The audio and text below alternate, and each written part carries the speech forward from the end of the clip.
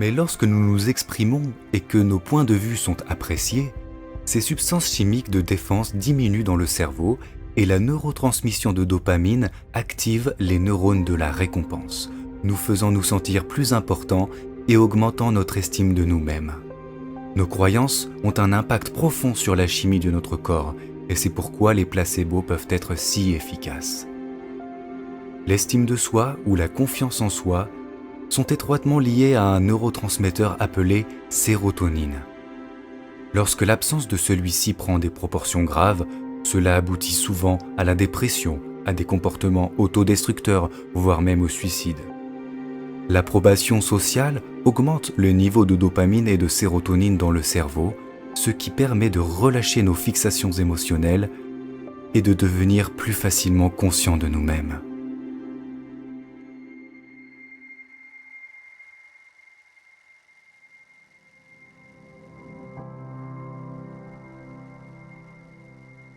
La psychologie sociale s'intéresse souvent au besoin humain fondamental de s'adapter et appelle cela l'influence normative.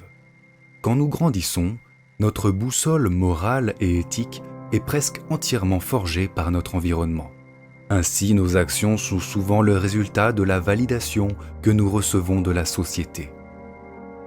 Mais les récents progrès en neurosciences nous donnent une meilleure compréhension de la culture et de l'identité. La recherche neurologique récente a confirmé l'existence de neurones miroirs empathiques. Quand nous éprouvons une émotion ou effectuons une action, des neurones spécifiques s'activent.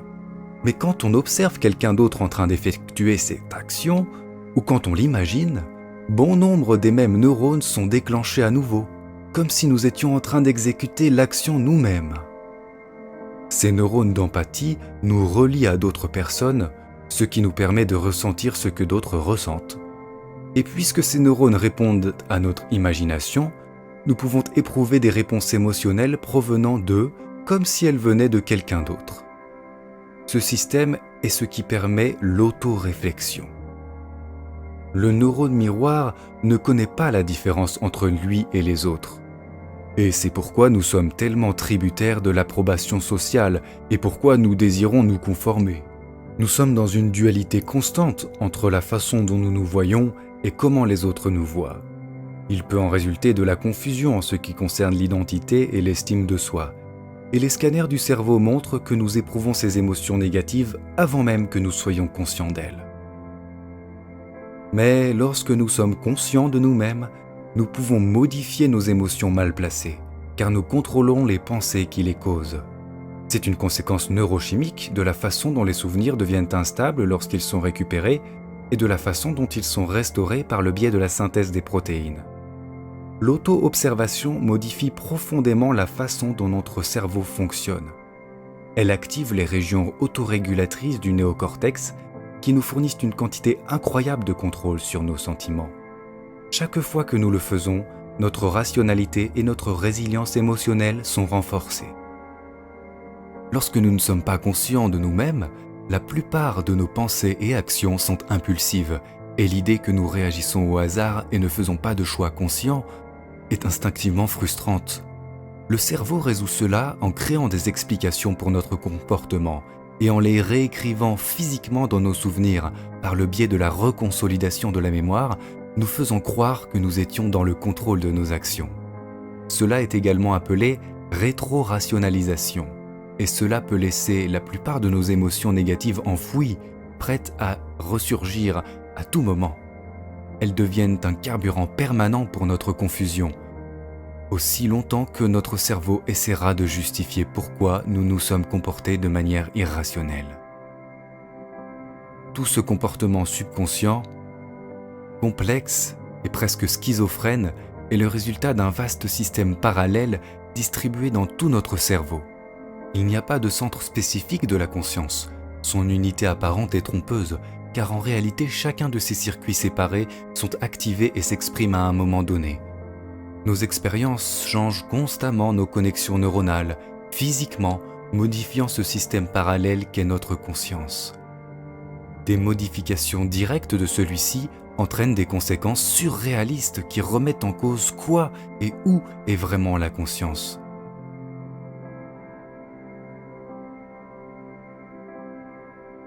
Si votre hémisphère cérébral gauche devait être déconnecté du droit, comme c'est le cas chez les patients dits split brain, vous seriez normalement toujours capable de parler et de penser à partir de l'hémisphère gauche, alors que l'hémisphère droit aurait des capacités cognitives très limitées. Votre cerveau gauche n'aura pas besoin de la partie droite, même si cela modifie profondément votre perception. Une des conséquences de cela est que vous ne pourriez plus décrire la moitié droite du visage de quelqu'un. Mais vous n'en parleriez même pas. Vous ne le verriez jamais comme un problème et vous ne vous rendriez même pas compte que quelque chose a changé. Étant donné que cela affecte plus que votre simple perception du monde réel et que cela s'applique également à vos images mentales, ce n'est pas seulement un problème sensoriel, mais un changement profond dans votre conscience.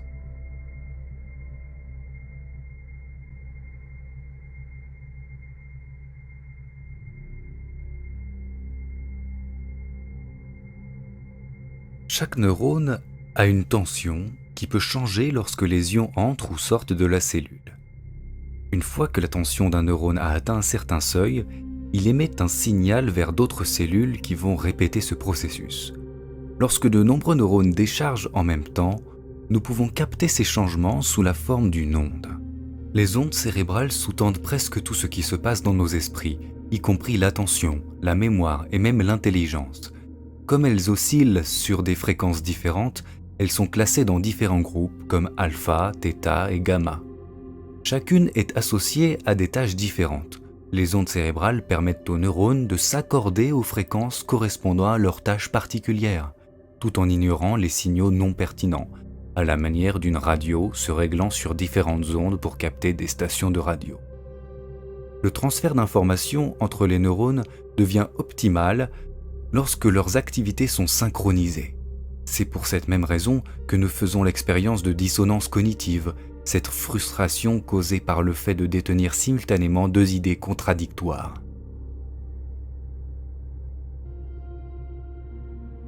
La volonté est l'outil fondamental permettant de réduire la dissonance entre chacun de nos circuits neuronaux actifs.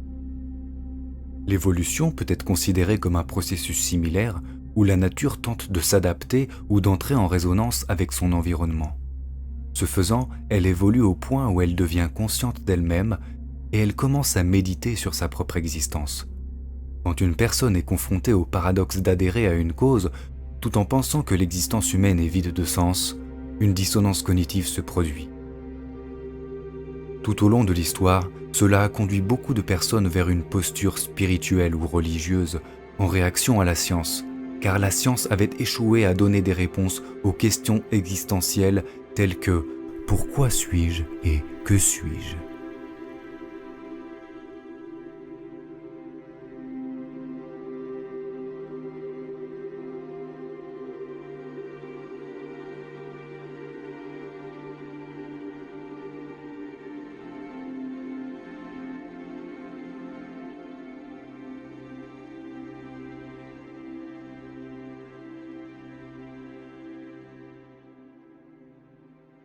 L'hémisphère cérébral gauche est en grande partie responsable de la création d'un système cohérent de croyances, qui a pour but de maintenir une certaine continuité dans nos vies. Les nouvelles expériences se plient à ce système de croyances préexistant. Lorsqu'elles ne correspondent pas, elles sont tout simplement refusées. L'hémisphère cérébral droit contrebalance cela en ayant la tendance opposée. Alors que l'hémisphère gauche tente de préserver le modèle, l'hémisphère droit remet constamment en question le statu quo. Lorsque les anomalies discordantes deviennent trop grandes, l'hémisphère droit force une révision de notre vision du monde.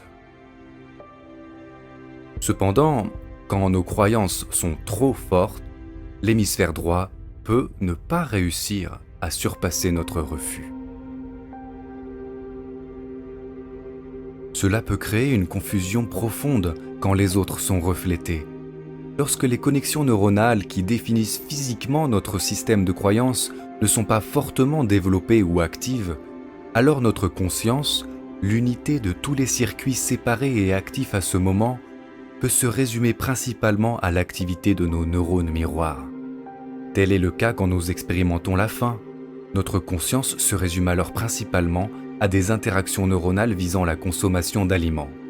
Et ce n'est pas la conséquence d'un quelconque noyau qui enverrait ses propres commandes vers différentes zones cérébrales. Toutes les différentes parties du cerveau deviennent actives et inactives et interagissent sans qu'il n'y ait de noyau central. Tout comme les pixels d'un écran peuvent former une image reconnaissable quand ils sont pris globalement, la convergence des interactions neuronales forme une conscience. À chaque instant, nous sommes en réalité une image différente. Une entité différente lorsque nous nous identifions, lorsque nous avons faim, lorsque nous regardons cette vidéo. Chaque seconde, nous devenons différentes personnes, puisque nous passons par des états différents. Lorsque nous utilisons nos neurones miroirs pour nous observer nous-mêmes, nous construisons probablement l'idée de notre identité. Mais si nous le faisons avec notre compréhension scientifique, il se passe quelque chose de complètement différent. La synergie des neurones qui produisent notre conscience oscillante va bien au-delà de nos propres neurones. Nous sommes également le produit de nos hémisphères cérébraux, interagissant électrochimiquement, tout comme nous sommes cette énergie reliant nos neurones à d'autres neurones dans notre environnement. Rien n'est externe. Ça n'est pas une philosophie hypothétique, c'est la propriété fondamentale du neurone miroir qui nous permet de nous comprendre à travers les autres. Voir cette activité neuronale comme la vôtre, sans inclure l'environnement, serait une méprise.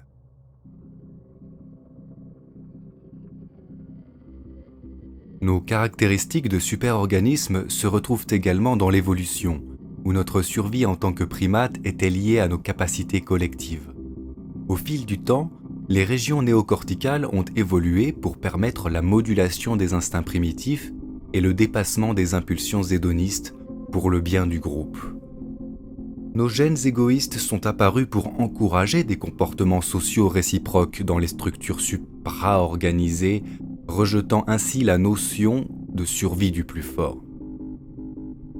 L'activité neuronale du cerveau résonne de manière plus cohérente lorsqu'il n'y a pas de dissonance entre ces nouvelles régions cérébrales avancées et les plus anciennes plus primitives.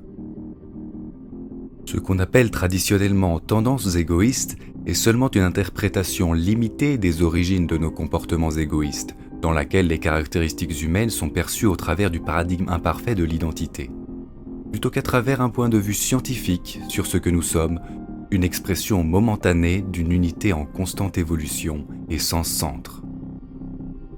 Les conséquences psychologiques découlant d'un système de croyances objectif sont les suivantes. Une conscience de soi sans lien au soi imaginaire, entraînant une augmentation spectaculaire de la clarté mentale, de la conscience sociale, de l'autorégulation et ce qui est souvent décrit comme être dans l'instant.